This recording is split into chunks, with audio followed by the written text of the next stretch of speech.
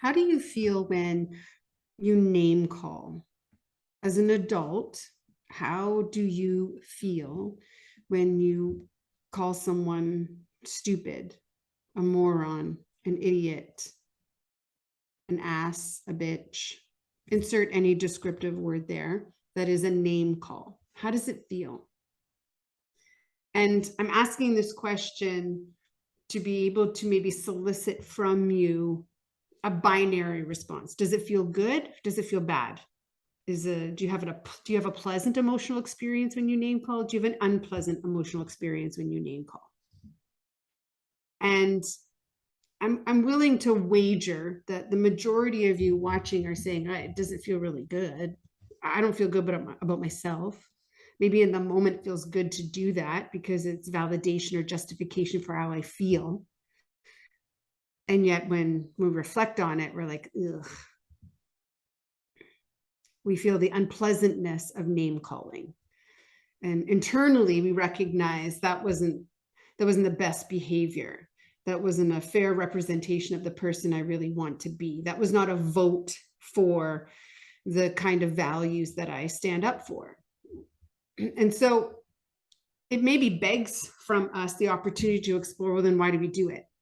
If it's an unpleasant thing to do, why would we cause ourselves suffering? In emotional intelligence, it's part of our emotional self-awareness is being able to recognize how we're creating our own experiences. And in this particular instance, when we name call, it isn't about the emotion we're experiencing itself. It's the thinking that goes along with the emotion that we're experiencing. So it's our ability to be able to catch the narrative loop that plays.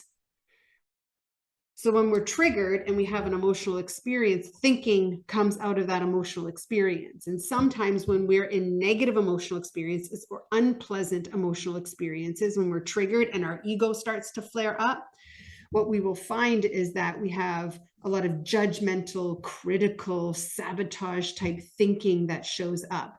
And that thinking leads us to then behave in a toxic way. A toxic way means that we're going to cause additional suffering to ourselves and to other people.